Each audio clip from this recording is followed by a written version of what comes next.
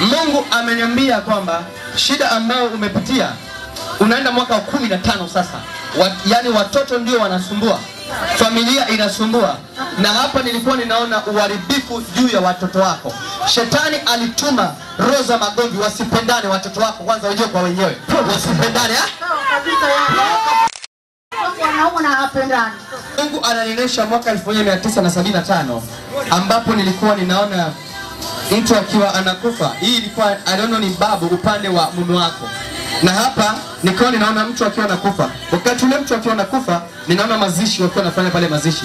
Wakati mazishi wakiwa wanafanya pale, wale upande wa mume wako, wakati wanagawana mali zao, unanielewa? Nakuelewa. Walizulumiana na mtu ambaye alipewa sehemu kubwa ni mume wako. Unanielewa vizuri? Ndiye ambaye alipewa mali nyingi. Na pale nikawa ninaona maneno mabaya ambayo yanatamkwa juu ya watoto. Unanielewa vizuri? Yani mkatamkiwa nyie maneno mabaya. Na wakati yale maneno mlipokuwa mmetamkiwa, haya maneno yamekuja yakakamata watoto. Maana unaelewa namna ambavyo pia wewe ulikuwa kwenye migogoro na mume wako mara kwa mara. Mlikuwa mnapatana na kugombana. Mnapatana na kugombana. Sasa mnachana. Mnagombana. Na roho ya ulevi ikawa imeingia ndani. Kenda prophesy.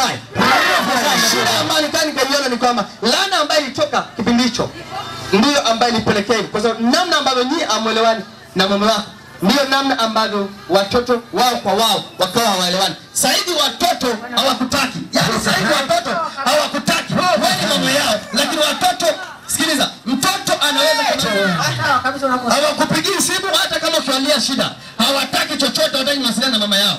Mpaka amefika mahali umefikiria watoto ni wako au la.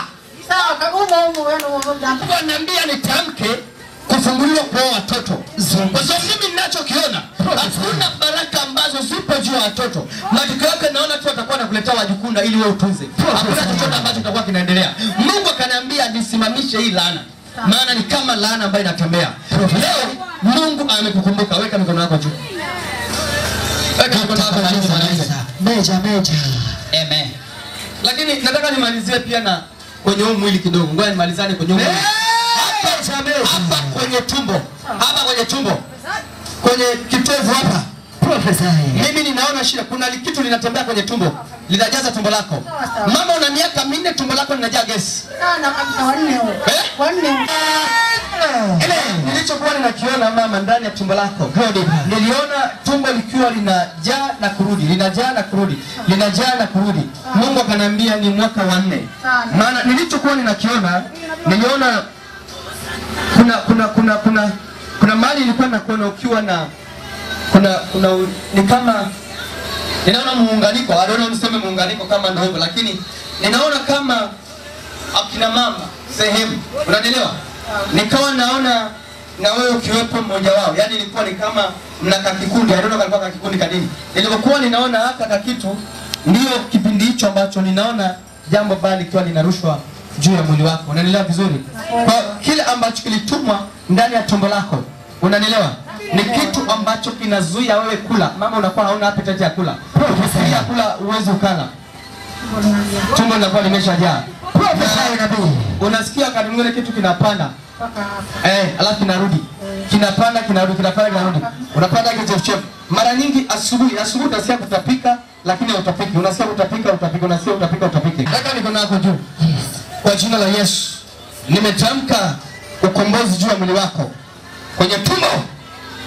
Haya toka. Kilivojaa tumboni. Achia tumbo lake. Kwa jina la Yesu Kristo. Uchawi walikuwa umerusha kwenye tumbo. Mwisho leo. Mwisho. Nimeondoa uchafu wote kwenye tumbo. Uchafu wote ndani ya tumbo lako. Nimefungua pia watoto wako kuanzia leo. Nimewaweka huru. Hautasikia maumivu kwenye tumbo.